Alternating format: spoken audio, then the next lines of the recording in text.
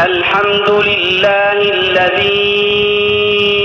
أنزل على عبده الكتاب ولم يجعل له عوجا قيما لينذر بأسا شديدا من لدنه ويبشر المؤمنين الذين يعملون الصالحات أن لهم أجرا حسنا ماكثين فيه أبدا وينذر الذين قالوا اتخذ الله ولدا ما لهم به من علم ولا لآبائهم كبرت كلمة تخرج من أفواههم إن يقولون إلا كذبا فلعلك باخع نفسك على آثارهم إن لم يؤمنوا بهذا الحديث أسفا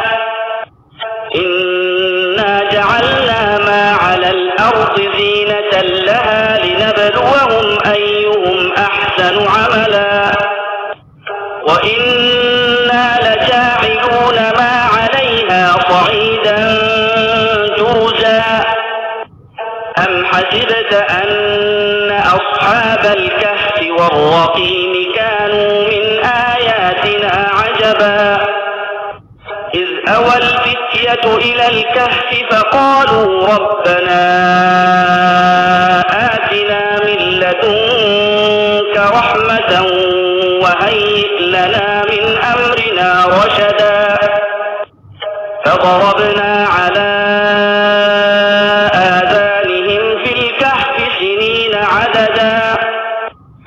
ثم بعثناهم لنعلم أي الحزبين أحصى لما لبثوا أمدا نحن نقص عليك نبأهم بالحق إنهم فتية آمنوا بربهم وزدناهم هدى وربطنا على قلوبهم إذ قاموا فقالوا ربنا رب السماوات والأرض لن ندعو من دونه إلها لقد قلنا إذا شططا هؤلاء قوم اتخذوا من دونه آلهة لولا يأتون عليهم بسلطان بين فمن أظلم ممن افترى على الله كذبا وإذ اعتزلتموهم وما يعبدون إلا الله فأووا إلى الكهف ينشر لكم ربكم من رحمته فأووا إلى الكهف ينشر لكم ربكم من رحمته ويهيئ لكم من أمركم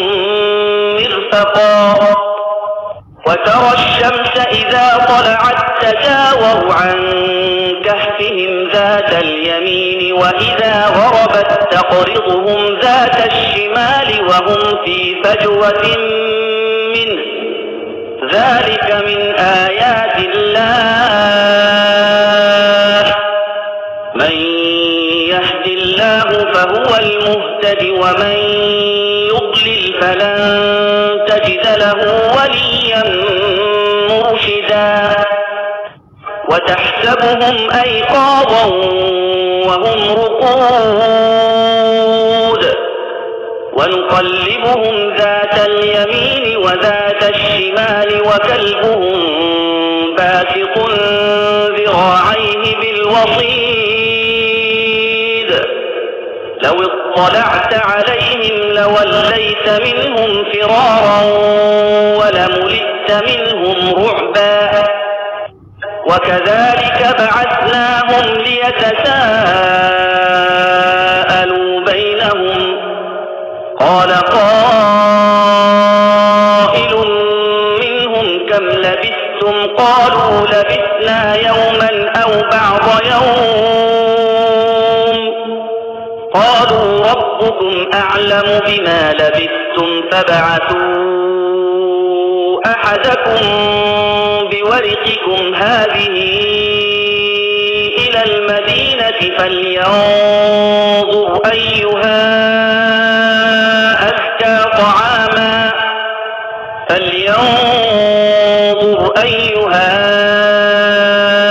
أزكى طعاما فليأتكم برزق منه وليتلطف ولا يشعرن بكم أحدا إنهم إن يظهروا عليكم يرجموكم أو يعيدوكم في ملتهم ولن تفلحوا إذا أبدا وكذلك أعثرنا عليهم ليعلموا أن وعد الله حق وأن الساعة لا ريب فيها ليعلموا أن وعد الله حق وأن الساعة لا ريب فيها إذ يتنازعون بينهم أمرهم فقالوا بنوا عليهم بنيانا ربهم أعلم بهم قال الذين غلبوا على أمرهم لنتخذن عليهم مسجدا سيقولون ثلاثة رابعهم كلبهم ويقولون خمسة سادسهم كلبهم رجما بالغيب ويقولون سبعة وثامنهم كلبهم قل ربي أعلم بعدتهم ما يعلمهم إلا قليل فلا تمار فيهم إلا مراء ظاهرا ولا تستفت فيهم منهم أحدا ولا تقولن لشيء إني فاعل ذلك غدا إلا أن يشاء الله واذكر ربك إذا نسيت وقل عسى أن يهديني ربي لأقرب من هذا رشدا ولبثوا في كهفهم 300 سنين وازدادوا 9 قل الله أعلم بما لبثوا له غيب السماوات والأرض أبصر به وأسمع ما لهم من دونه من ولي ولا يشرك في حكمه أحدا واتل ما أوحي إليك من كتاب ربك لا مبدل لكلماته ولن تجد من دونه ملتحدا واصبر نفسك مع الذين يدعون ربهم بالغداة والعشي يريدون وجهه ولا تعد عيناك عنهم تريد زينة الحياة الدنيا ولا تطع من أغفلنا قلبه عن ذكرنا واتبع هواه وكان أمره فرطا وقل الحق من ربكم فمن شاء فليؤمن ومن شاء فليكفر إنا أعتدنا للظالمين نارا أحاط بهم سرادقها وإن يستغيثوا يغاثوا بماء كالمهل يشوي الوجوه شراب وساءت مرتفقا إن الذين آمنوا وعملوا الصالحات إنا لا نضيع أجر من أحسن عملا أولئك لهم جنات عدن تجري من تحتهم الأنهار يحلون فيها من أساور من ذهب ويلبسون ثيابا خضرا من سندس واستبرق متكئين فيها على الأرائك نعم الثواب وحسنت مرتفقا واضرب لهم مثلا رجلين جعلنا لأحدهما جنتين من أعناب وحففناهما بنخل وجعلنا بينهما زرعا كلتا الجنتين آتت أكلها ولم تظلم منه شيئا وفجرنا خلالهما نهرا وكان له ثمر فقال لصاحبه وهو يحاوره أنا أكثر منك مالا وأعز نفرا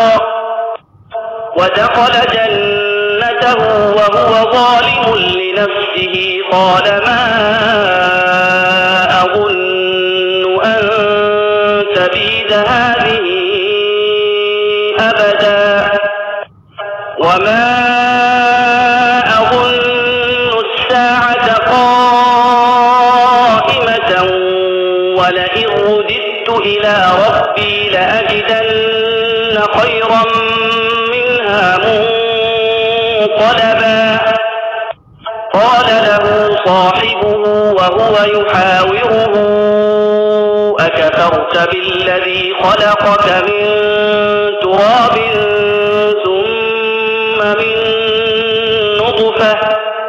أكفرت بالذي خلقك من تراب ثم من نطفة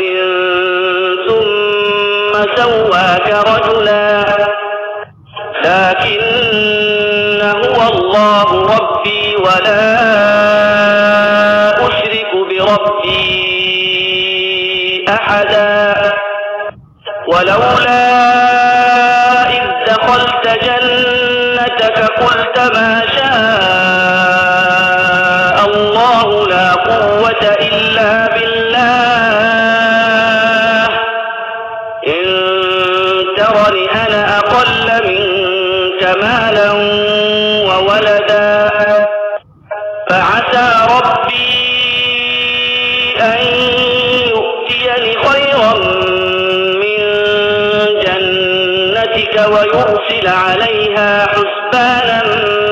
من السماء فتصبح صعيدا زلقا أو يصبح ماؤها غورا فلن تستطيع له طلبا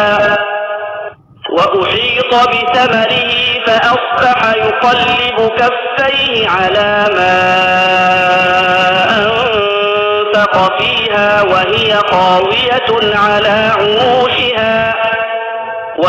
خاوية على عروشها ويقول يا ليتني لم أشرك بربي أحدا ولم تكن له فئة ينصرونه من دون الله وما كان منتصرا هنالك الولاية لله الحق هو خير ثوابا وخير عقبا واضرب لهم مثل الحياة الدنيا كماء أنزلناه من السماء فاختلط به نبات الأرض فاختلط به نبات الأرض فأصبح هشيما تذروه الرياح وكان الله على كل شيء مقتدرا. المال والبنون زينة الحياة الدنيا والباقيات الصالحات خير عند ربك ثوابا وخير أملا. ويوم نسير الجبال وترى الأرض بارزة وحشرناهم فلم نغادر منهم أحدا وعرضوا على ربك صفا لقد جئتمونا كما خلقناكم أول مرة بل زعمتم أن لن نجعل لكم موعدا. ووضع الكتاب فترى المجرمين مشفقين مما فيه ويقولون يا ويلتنا ما لهذا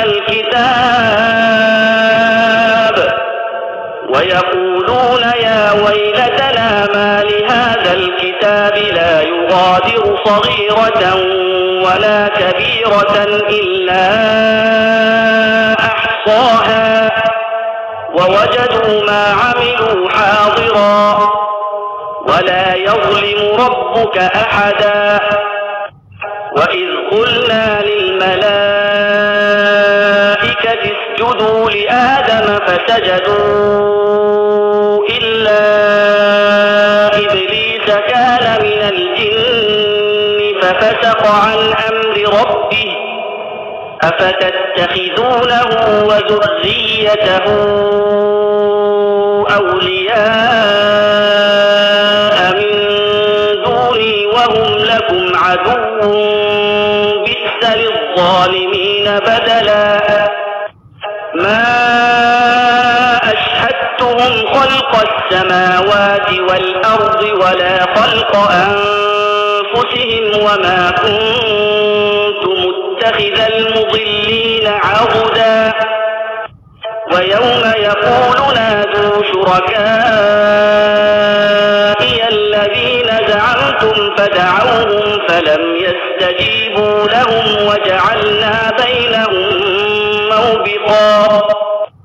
ورأى المجرمون النار فظنوا أنهم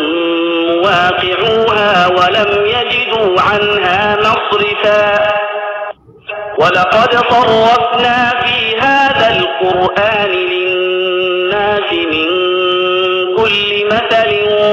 وكان الإنسان أكثر شيء جدلا. وما منع الناس أن يؤمنوا إذ جاءهم الهدى ويستغفروا ربهم إلا أن تأتيهم سنة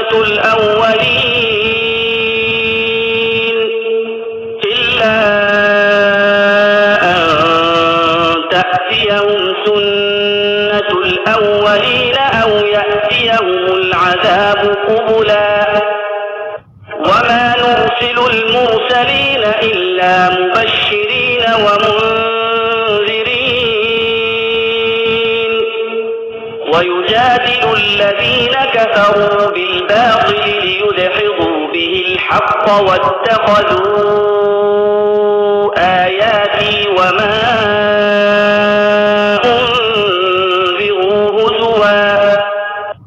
ومن أظلم ممن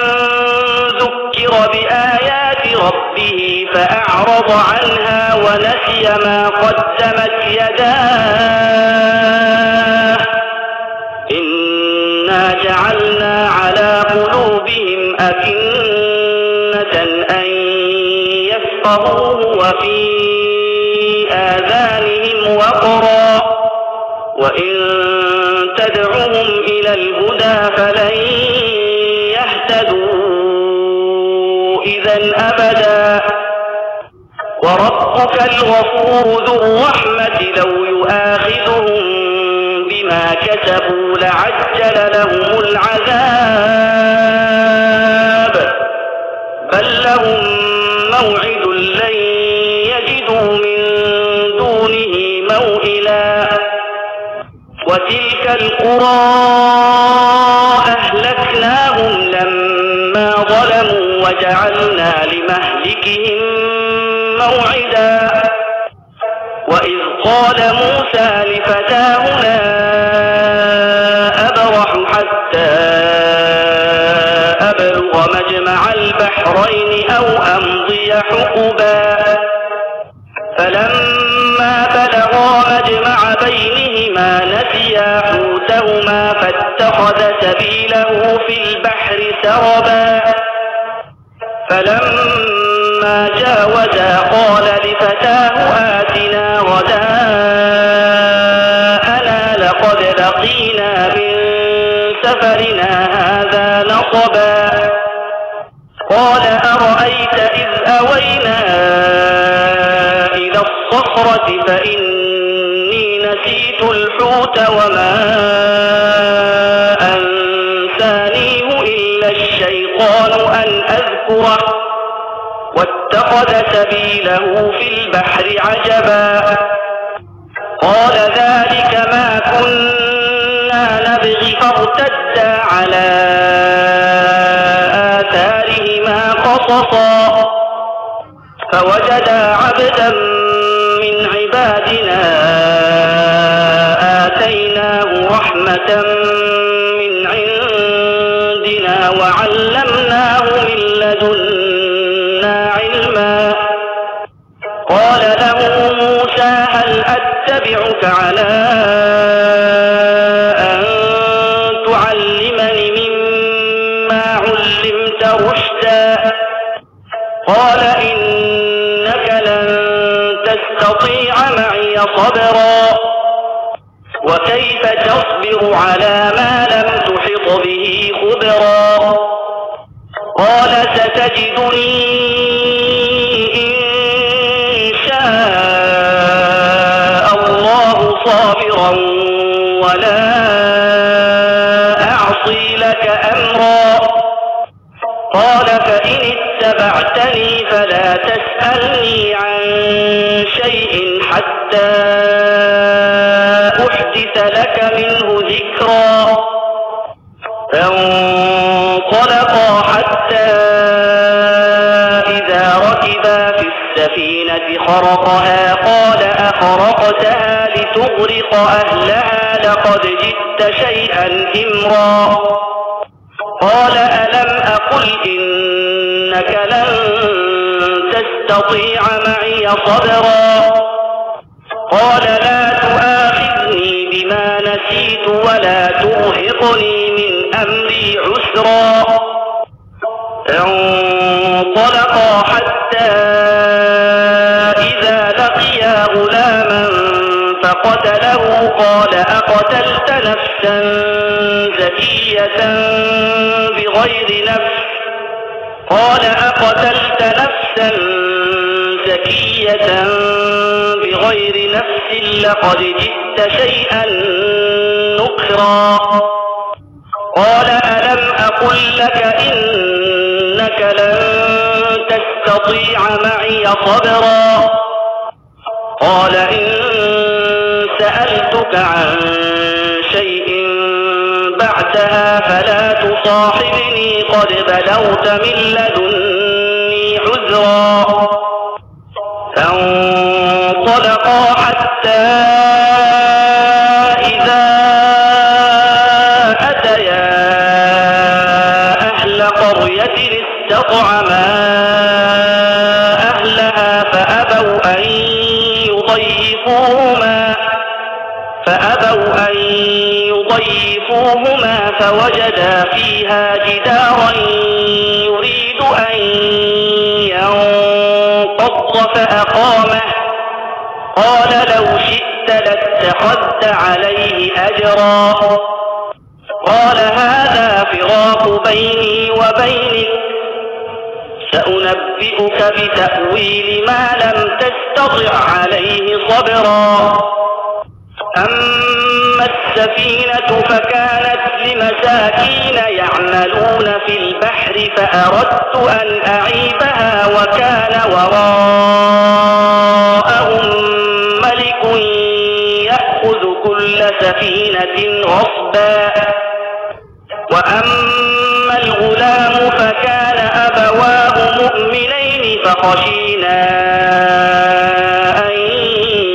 يرهقهما طغيانا وكفرا فأردنا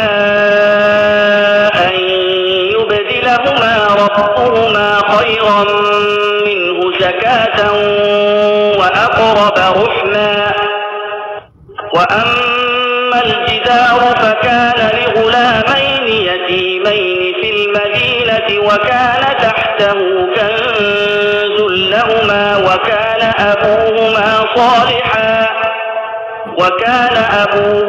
صالحا فأراد ربك أن يبلغا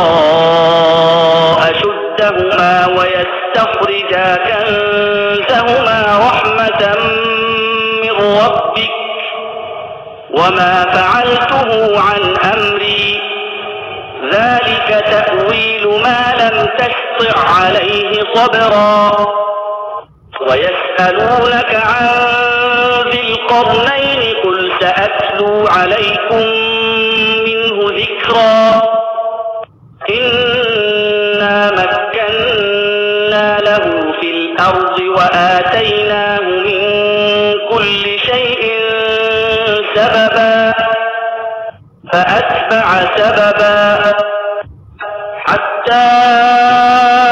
إذا بلغ مغرب الشمس وجدها تغرب في عين حمئة ووجد عندها قوما قلنا يا ذا القرنين إما أن تعذب وإما أن تتخذ فيهم حسنا.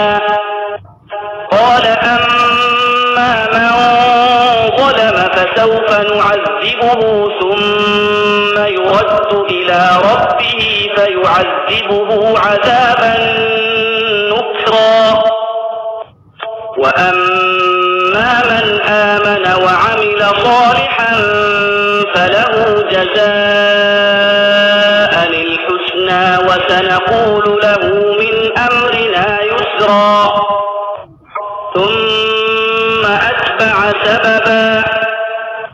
حتى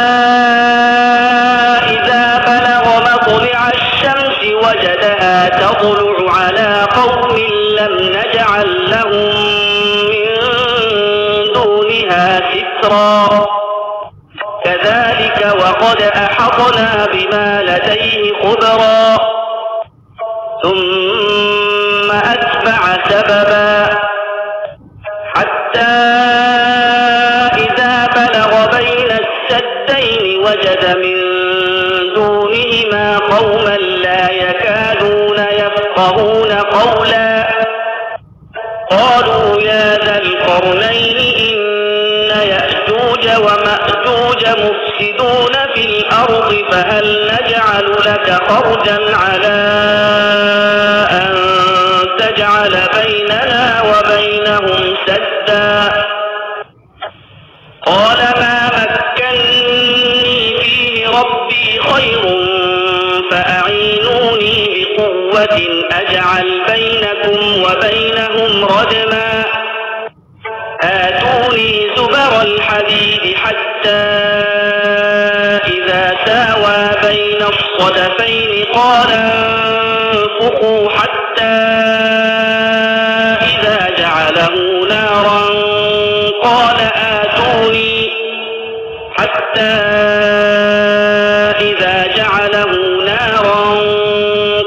آتوني أفرغ عليه قطرا فما استطاعوا أن يظهروه وما استطاعوا له نقبا. قال هذا رحمة من ربي فإذا جاء وعد ربي جعله دكا حقا وتركنا بعضهم يومئذ يموج في بعض ونفخ في الصور فجمعناهم جمعا وعرضنا جهنم يومئذ للكافرين عرضا الذين كانت أعينهم في غطاء عن ذكري وكانوا لا يستطيعون سمعا أفحسب الذين كفروا أن يتخذوا عبادي من دوني أولياء إنا أعتدنا جهنم للكافرين نزلا قل هل ننبئكم بالأخسرين أعمالا الذين ضل سعيهم في الحياة الدنيا وهم يحسبون أنهم يحسنون صنعا أولئك الذين كفروا بآيات ربهم ولقائه فحبطت أعمالهم فلا نقيم لهم يوم القيامة وزنا ذلك جزاؤهم جهنم بما كفروا واتخذوا آياتي ورسلي هزوا إن الذين آمنوا وعملوا الصالحات كانت لهم جنات الفردوس نزلا خالدين فيها لا يبغون عنها حولا قل لو كان البحر مدادا لكلمات ربي لنفد البحر قبل أن تنفد كلمات ربي ولو جئنا بمثله مددا قل إنما أنا بشر مثلكم يوحى إلي أنما إلهكم إله واحد فمن كان يرجو لقاء ربه فليعمل عملا صالحا ولا يشرك بعبادة ربه أحدا